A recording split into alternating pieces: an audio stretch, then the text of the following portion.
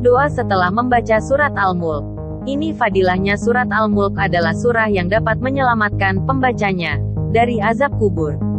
Doa setelah membaca surat Al-Mulk memiliki fadilah keutamaan yang jarang diketahui umat muslim. Surat Al-Mulk Kerajaan adalah salah satu surat yang agung dalam Al-Quran. Surah ke-67 ini terdiri dari 30 ayat dan masuk dalam golongan surah Makkiyah karena diturunkan di Makkah. Dalam berbagai riwayat hadis disebutkan, keutamaan surat Al-Mulk dapat memberi syafaat bagi pembacanya.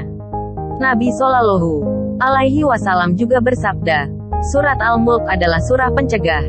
Ia adalah surah penyelamat yang dapat menyelamatkan pembacanya dari azab kubur.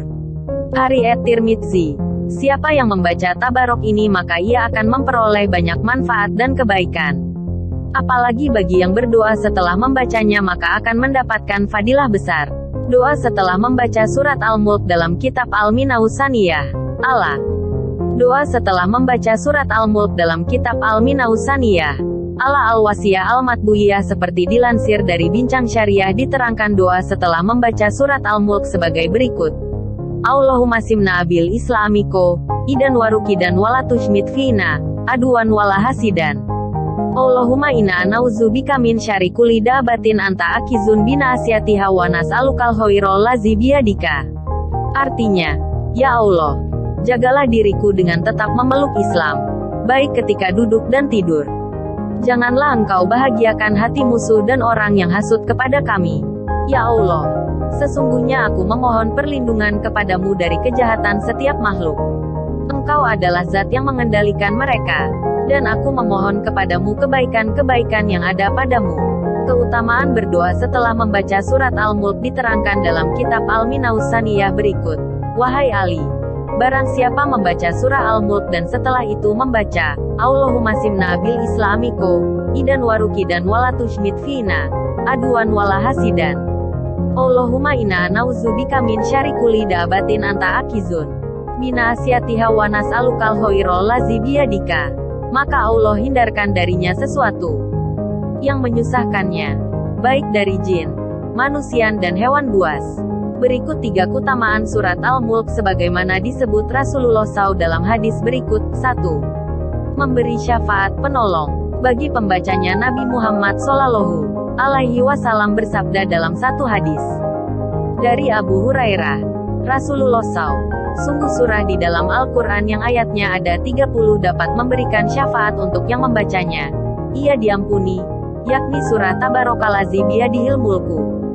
Hari, Ahmad, Abu Daud, At-Tirmidzi, An-Nasai dan Ibnu Majah. 2. Penyelamat dari siksa kubur. Keutamaan kedua disebut oleh Rasulullah SAW dalam hadis berikut. Dari Abu Hurairah, Rasulullah SAW, sungguh surah di dalam Al-Quran yang ayatnya ada 30 dapat memberikan syafaat untuk yang diharapkan. Ia diampuni, yakni surah Tabarokaladzi biyadihil mulku.